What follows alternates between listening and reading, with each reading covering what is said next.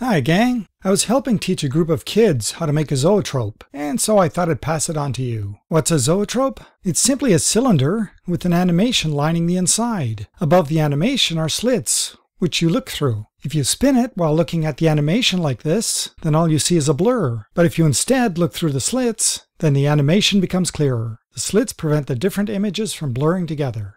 How do you make a zoetrope? To make it real easy, on my webpage, I put files which you can download and print. A link to the files is in the video description. The one you want to start with is zoetrope-horse.pdf. It's designed to print on letter-sized paper, which is 8.5 inches by 11 inches. That's so that it will work with a CD, but there's no reason you can't make it work for any size. Bigger is better though. Simply cut out the two sections on the page. Fold along the dashed line like this, or really just fold them evenly. Then cut out the slits.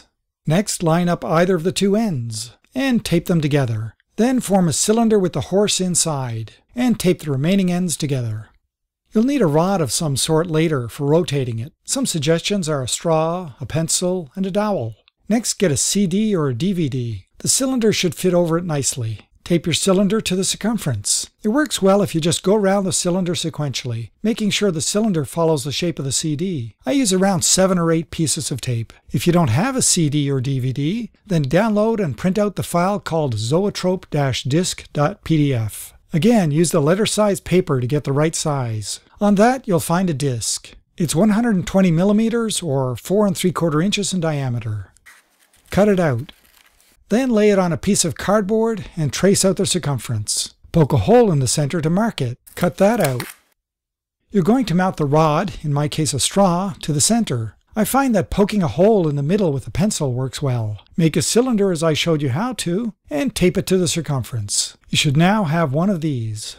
If you're using a CD or a DVD, then mark and cut 2 small cardboard discs, roughly 1.5 inches or 35 millimeters in diameter. They don't have to be precise. Make a hole in the center of each of them for your rod. Use the hole to line one of them up with the middle of the CD or DVD. Looking at it from the cylinder's inside works well. Try to center the hole as much as possible. Tape it in place.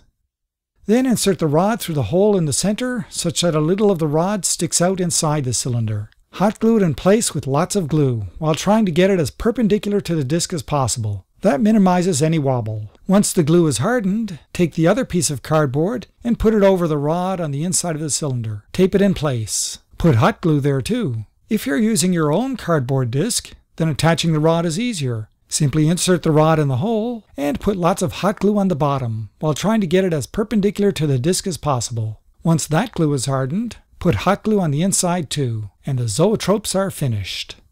Time to use your zoetrope. It works best with 2 hands to make it rotate fairly evenly. Look at the animation through the slits. To get the horse running in the correct direction, rotate it counterclockwise with respect to the top. If you're teaching, then ask your students which direction it should be rotated in order to get the horse to run forwards.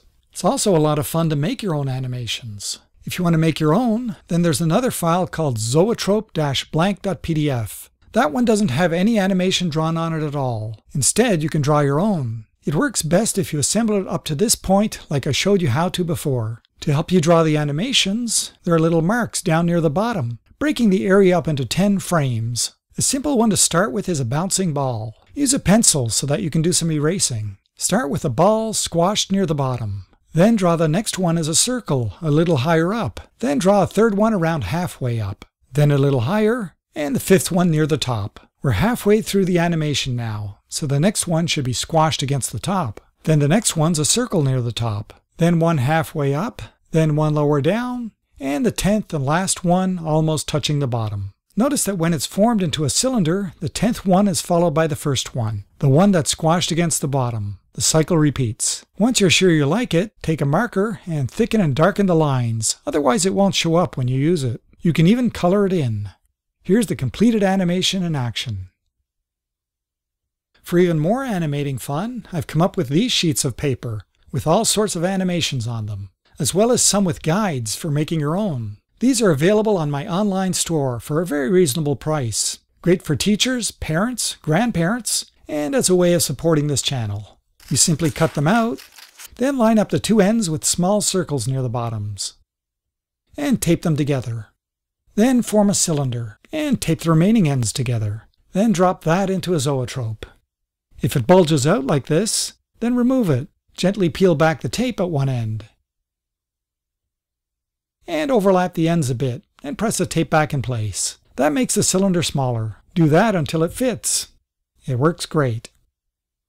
Here's the hopping frog again, but colored green. Here's a growing flower. A flying bird.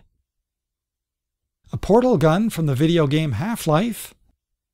And a spooky blinking eyeball. There's even a page with guides for making your own animations. Notice that for something like the bouncing ball, frame 10 is followed by frame 1. The animation keeps repeating. But for the flower, it simply grows up, and then the animation starts over from the beginning. That's why the first guide says start for frame 1 and loop to 1 for frame 10, for animations which repeat. But for ones like the flower, frame 10 just says end, since the animation ends.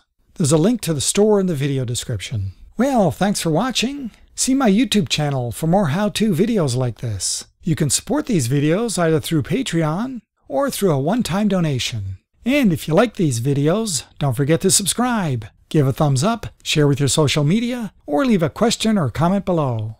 See you soon!